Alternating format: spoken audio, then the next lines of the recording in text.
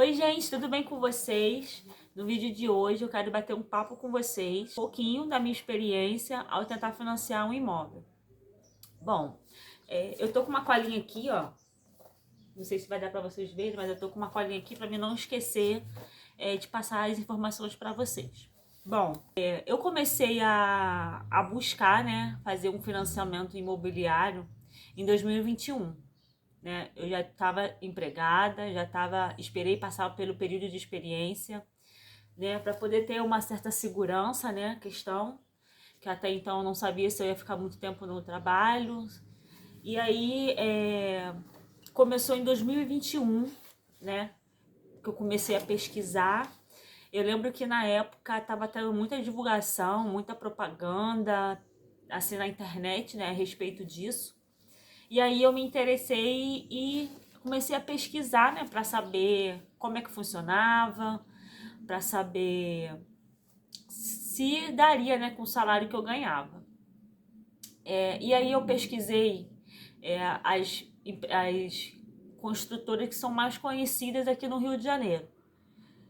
Pesquisando, pesquisa vai, pesquisa vem, eu achei uma corretora, né, dessa construtora, conversei com ela, me simpatizei com ela, conversei, e aí eu marquei de ir no decorado, já para levar a documentação, né, porque eu não confiei de entregar pela online, né, para ela, porque eu não conhecia a pessoa e eu fiquei com um pouco de receio.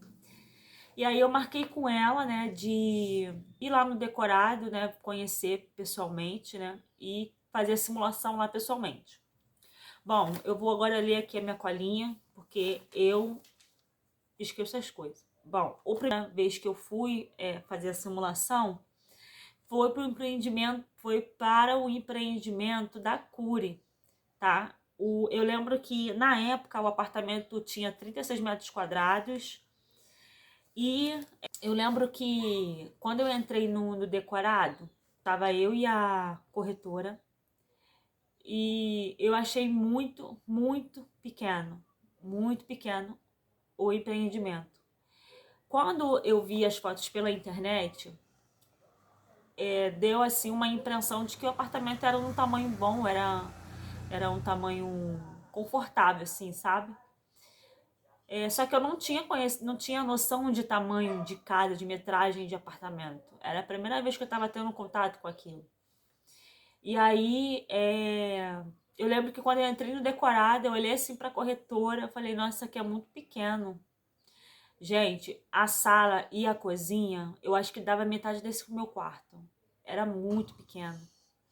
E o sofá que tinha no decorado era um sofá de 2 lugares, só que era retrato reclinado. Era um sofá de 2 lugares. E assim, uma mini parede para colocar uma televisão. Tudo muito apertado. Aí eu lembro que tinha um corredor, né? E eu lembro que eu saí da sala, dei 3 passos assim, eu já estava dentro do banheiro.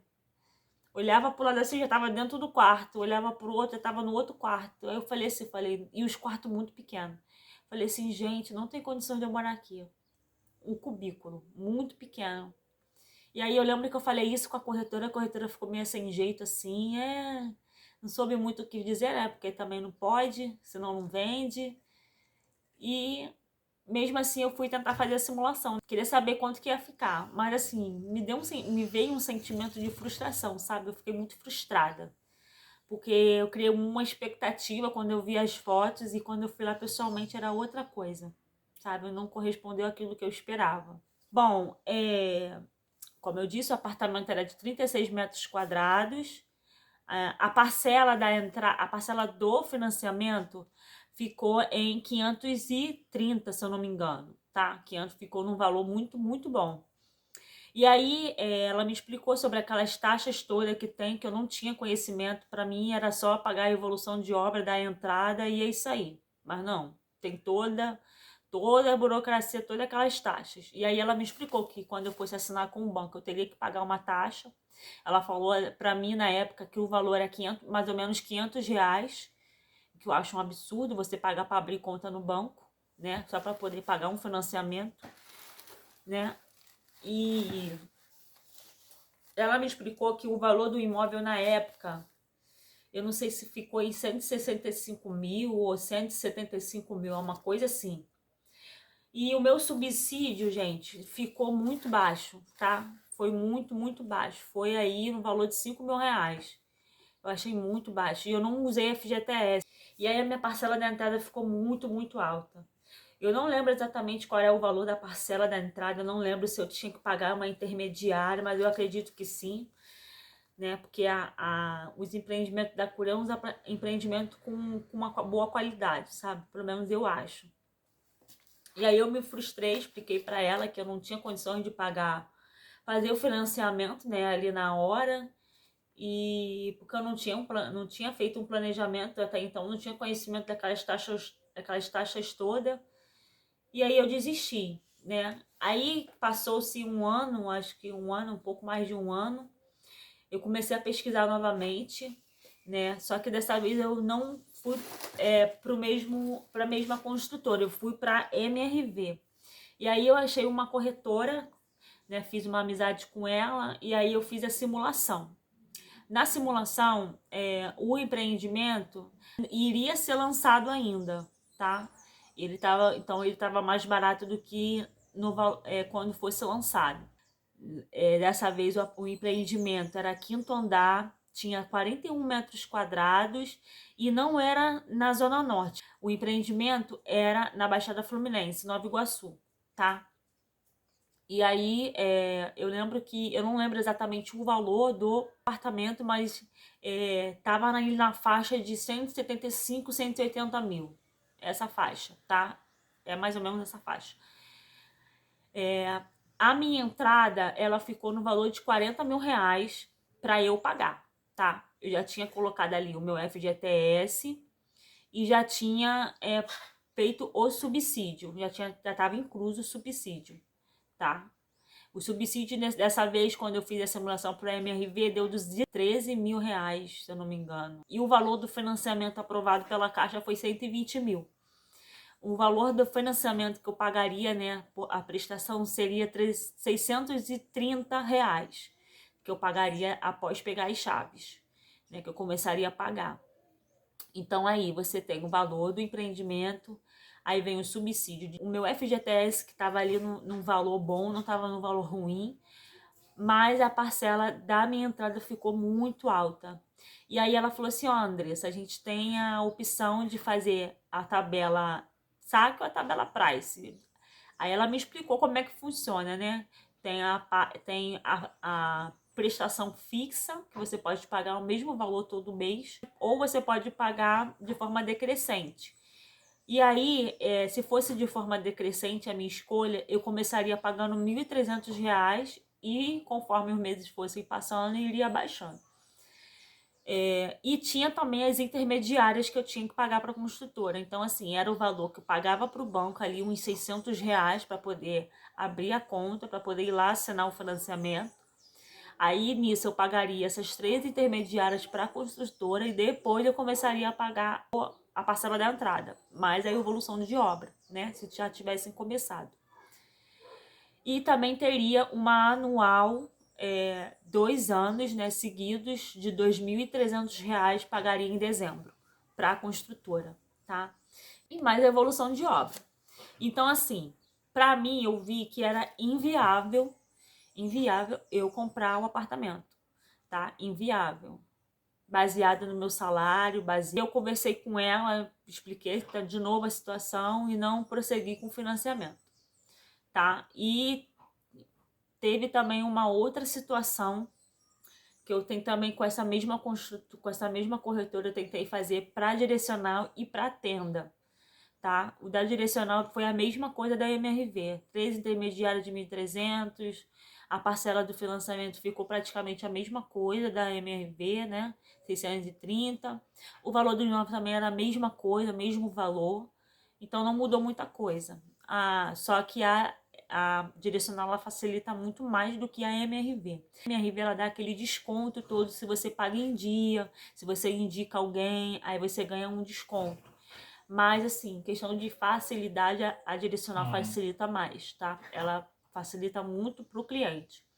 O da tenda ficou um sinal de R$ 100 e pagaria R$ 300 por mês pré-chaves e pós-chaves. Isso aí em infinitas parcelas, tá? Não lembro agora.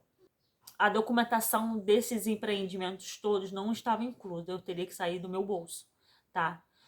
Então, assim, eu me frustrei muito, sabe? Me frustrei porque eu fui com uma expectativa e acabou que não era o que, assim, não foi suprida, sabe? E aí eu pensei muito em relação a todas essas tentativas, e aí eu coloquei na balança mais ou menos qual era a minha prioridade para financiar um apartamento.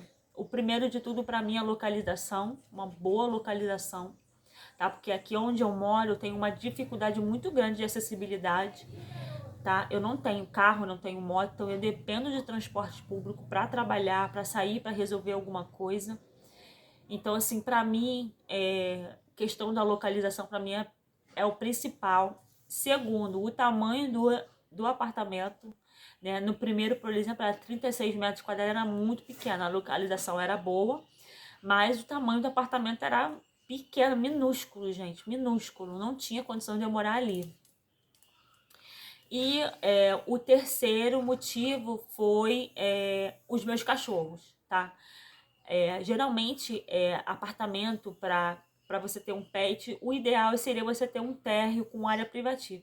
Mas quando eu fui tentar fazer um financiamento do térreo com uma área privativa para poder conseguir abrigar os meus cachorros, foi inviável, sabe? Era muito caro, muito, muito caro. Tem também um quarto motivo que foi, na verdade, a minha falta de planejamento financeiro para poder financiar um apartamento. E aí, conforme os anos foram passando, né? No primeiro eu não sabia nada, na primeira simulação, mas nos demais eu já sabia de algumas coisas, já sabia como algumas coisas funcionavam. Por exemplo, eu não sabia que o valor da entrada ele aumenta todo mês. Então, assim, as pessoas que financiaram, que eu vi o vídeo e falando, disseram que tem reajuste todo mês. O ideal é você amortizar, que pesa muito, né, gente? Você paga a entrada, paga financiamento, paga condomínio. Então, assim, é muita coisa. Você vai ver, é muito dinheiro que vai, é muito dinheiro.